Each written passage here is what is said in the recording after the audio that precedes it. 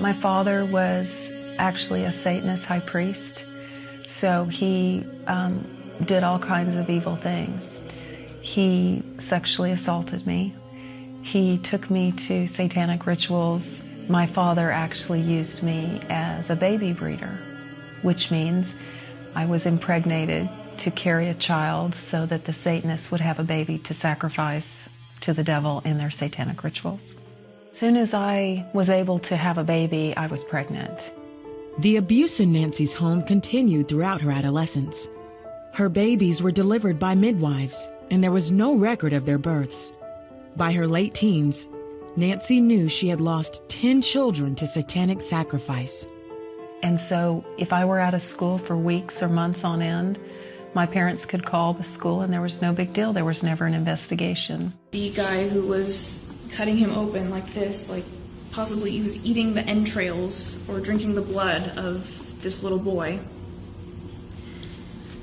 And when this little boy died, a demon was summoned, and it appeared to look like some sort of black mist that congregated in the center of the room, like right underneath the giant chandelier in the middle of the table. And at first I thought it was black smoke, but it was not smoke.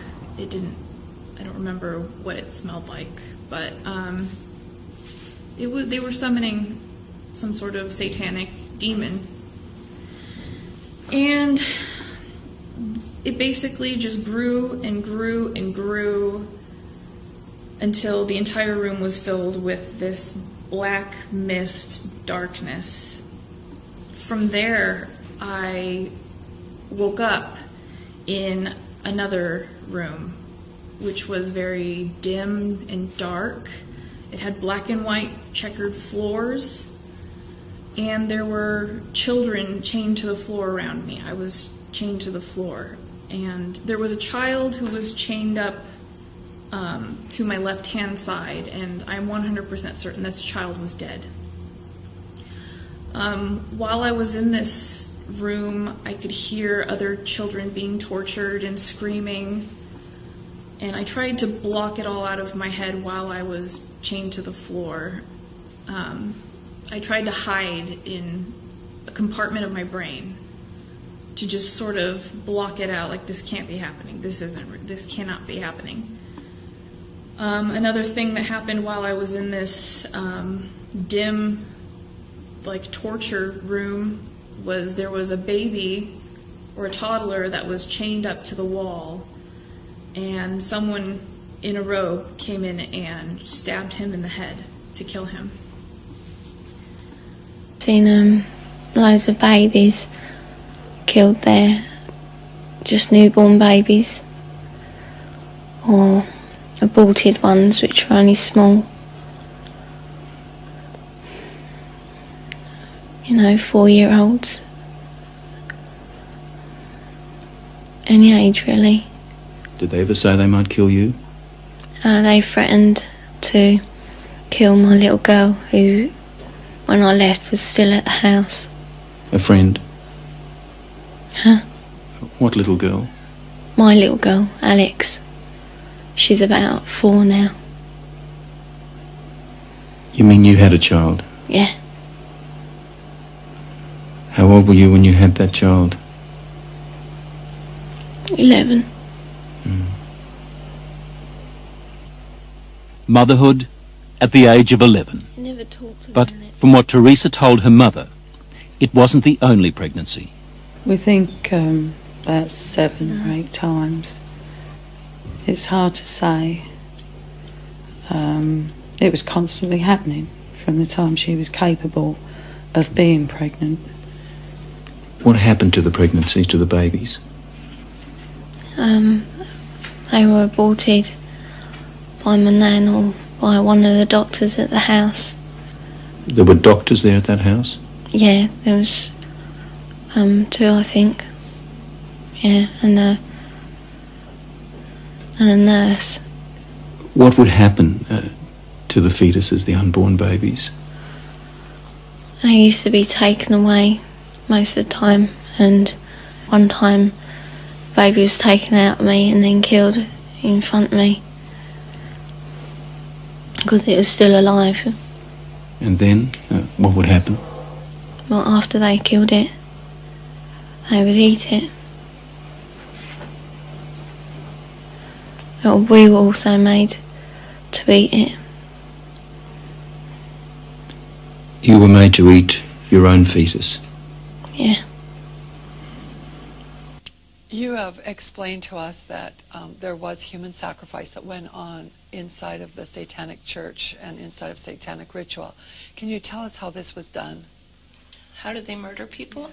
All the children's posters that you see that are missing, they're pretty much dead. They have underground caverns in the mountains, and they keep the children and the kids and the women and men there. And then at a certain time in mid-September, October, they take them out and they sacrifice babies and nothing but babies because they need the pure blood of the untainted children. And I didn't understand what it was like. I can't believe I'm seeing this every year of my life. I've experienced that, and that was the hardest part for me, is like hearing those babies literally scream and cry. And then seeing their blood flow. It was horrible.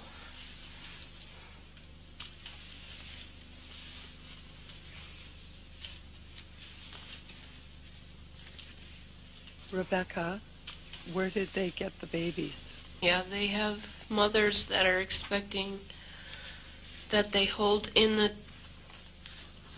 church, and they also have people that they kidnap and they impregnate them through whatever, and they get babies from everywhere.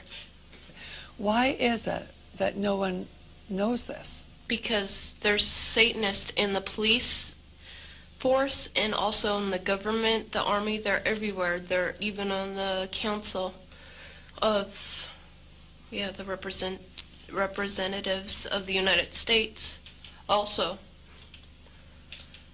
And they're silenced because this is not being exposed, because they don't want it to be exposed. Because they're really good at lying and hiding things.